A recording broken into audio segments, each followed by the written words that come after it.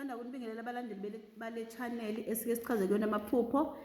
Igama lami nguHlengiwe Sibongo kwaMbotho. Namhlanje nginesifiso sokuthi ngeke ngiphendule eminye imibuzo bangibhalelile bebuza ngamaphupho abo ke. Nginephupho engizolifunda njengamanje lana.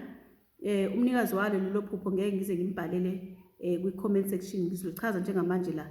Ngizocela ukuthi labo engababhalelanga kwi-comment section amaphupho abo amanye abo umuntu uzolibheka lana, kodwa ngizocela ukuthi ngisho igama lomuntu khona ezokwazi ukuthi akwazi ukuthi azi ukuthi ilontuza yakhe impendulo yakhe uzoyithola la. Enye into futhi engizoyenza, ngizobhala iletha kwi-video yeyimpendulo, umuntu azobona ngayo ukuthi impendulo yakhe ngenze ukuthi ayithole kuleyo video. Igama lami nguHlengiwe Sibongo kwaMbotho. Ngizoke ngibe nephupho engizolifunda nje elibhalwe uMohale. uMohale uthi uphuphe imali eningi yaphesheya yamazwe nje ngamazwe, futhi bekuyimali le eningi ayiphuphile ukuthi ngabe ichaza ukuthini. Uthi ukuphupha imali yamaphepha yaphesheya eningi kakhulu yamazwe ngamazwe, usho ukuthi ubuza ukuthi ngabe lonto iqonda ukuthini uma wena uphupha imali enjengaleyo.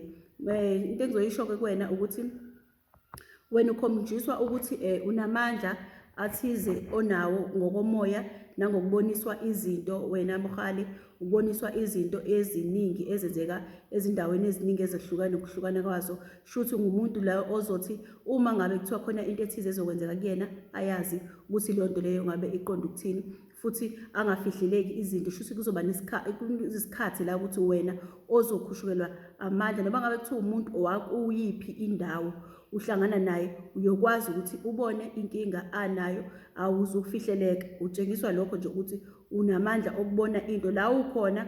Kuzoba nesikhathi la uthola ukuthi khona mhlambe uhleli ubone kungena into ekhanda lakho eyenzeka kwenye indawo, hayi uthulele, izokwenzeka leyo nto. Shuthi utshengiswa leyo nto leyo ukuthi unalawo mandla anjengalawo ajule ngale ndlela engichaza ngayo, ukuthi uyothi nje uzihlalele, noma ngabe kuthi uyahamba, noma ngabe usetheksini, noma ngabe ugibela, noma ngabe ukwenze kungene into ekhanda lakho uyibone njengoba injalo. Mhlawumbe kudlula insukwana uyizwe lento kuthiwa awu kusekwenzeke into enjengale, ngoba usuke unikezwe lawo mandla, unalawo mandla lawo akwazi ukudonsa yonke into ekude ngaleyo ndlela leyo. Uyabona, usuke kusho lokho nje ukuthi umuntu ozoboniswa izinto eziningi kuleyo ndawo, noma ngabe kuthiwa ukephi into ngeke uze icashele, iyoyifikela nje kuwena, utshengiswa lokho-ke. Ngicela ukudlula ngiphinde futhi ngibe nomunye ongibhalele kuthiwa uthe igama lakho sicelo ukuthi ukuphupha umamazala wakho egqoke amabhayi obungoma kusho ukuthini lokho.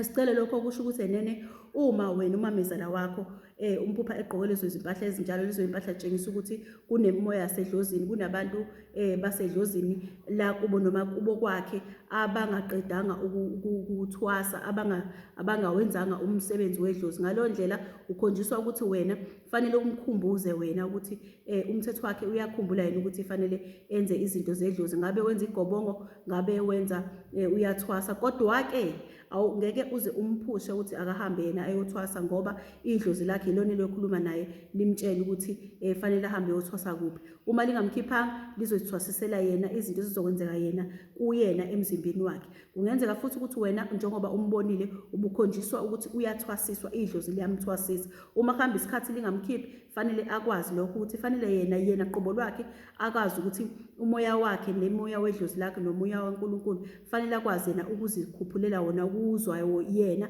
uma ukhuluma into nje enjengaleyo. Akukhona ukuthi uyoze asuke kumuntu angaziyeli kumuntu, akalinde lona idlozi. Uma lingamkhiphi uzozanzakalela kona yena emzimbeni wakhe, uzokufunda yena ukuthi leyo nto leyo isebenza kanjani kuyena.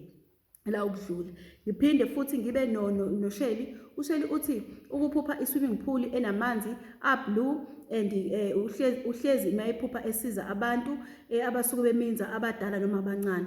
Kusho ukuthini-ke lokho Sheli, ukuthi wena uhlezi uphupha i-swimming pool kunabantu-ke obasizayo futhi inamanzi a-blue. Lalela-ke Sheli, lento isho ukuthi nene wena unomoya othize wesiphiwo sokuboniswa, wokuthandaza, futhi ukuthi wena kufanele lowo moya loyo uhambe uyowuhlambulula, uhlambuluke wena, ubhabhadiswe khona uzosiza abanye abantu, ukwazi nawe ukuthi uhlambulule abanye abantu. Njengoba uthi ubana ubaphupho bakhipha kuyona i-swimming pool becwile, kusho ukuthi kunabantu wena actually ababhabhadiswa bahlanjululwa baphinde bazingcolise. Uyabona leyo nto leyo, uthole ukuthi khona sebehlanjululiwe kodwa kunezinto abaphinde bazenza ezidinga ukuthi bephindeliswe khona emanzini. Wena-ke lowo msebenzi umsebenzi oyokwazi wena ukuthi uwenze, ubabuyise kuleyo ndlela, ubafake ngala, bayozifikela-ke sheli wena ngeke uze uzihluphe. Uyobona nje ukuthi hawu lo muntu lona indaba athi angimsize mina,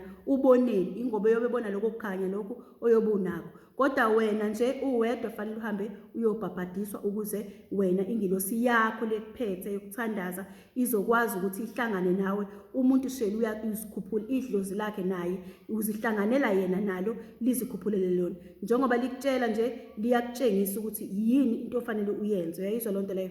Kufanele wenze njalo-ke. Kuphinde kube uZandi uthi ngiyaxolisa ukubiza amagameni, ngenzela ukuthi ibakwethu ngazi ukuthi umuntu uyitholile into afanele ayazi. Ngizobhala ngamaletha njengoba ngishilo. Kuphinde kube uZandi uthi uphuphe ehlezi ekamereni kwaba khona amanzi achithekayo, kodwa mina ngawabona uthi yena wangawabona akhonjwa, kodwa shuthi umfana wakhe okuyena obebona lawo manzi lawo. Uthe ewezwa ebesezinyaweni zakhe amanzi, uthi abesemthinta inyawo esegcwele ezinyaweni zakhe. Uthe ngaleso sikhathi uthe uyabona ingane yakhe eneminyaka ewu-12 isiphethe ibhakede nayo iyawathela futhi khona la endlini ekamereni la behleli khona bona. Shuthini lento wena Zandile kuwena, isho ukuthi Zandile ngenzeka ukuthi lapho kulowo ndlu leyo ehlala kuyona ikamera kunento ethize eyenzeka lapho edinga inhlambuluko. Kufanele ukhumbule ukuthi yini ethize eyenzeka. Ngizokwenzela isibonela ngisho ukuthi kunjalo. Ngenzeka ukuthi kwangena umuntu indlela thizeni wesilisa ongafanele, ongathandekanga, noma kwangena umuntu wesifazane indlela thize ongathandekanga. Ngaleyo ndlela leyo lento ke isiveza inhlambuluko esuke ifanele yenzeke. Yayizwa loo nto leyo? Kufanele kube nenhlambuluko ethize ezokwenzeka lapho leyo nto isuke ikuhlambuluke leyo ndlu leyo ohleli kuyona.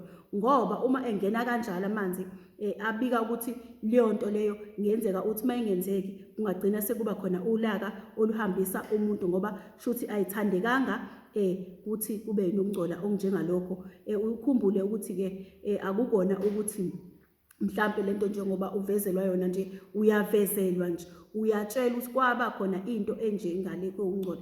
Njengoba uthi bungawabona amanzi ebonwa ingane, ngenzeka ukuthi-ke iyangcolisa nezingane leyo nto eyenzeke. Okwanamhlanje ngicela ukuthi ngiye ngime lapho. Ngizozama ukuthi abantu lokho ngibaphendula, ngizama ukuthi ngenze amavidiyo. Ngizokwenza nje amavidiyo laba bonke la engibachazele wona amaphupho abo la, ngizobabhalela nje ukuthi izimpendulo mase ngibhala amaletha amagama abo, ukuze umuntu ezobona ukuthi la ukhona impendulo yakhe abheke khona. Okwanamhlanje ngiyabonga, nisaleni kahle.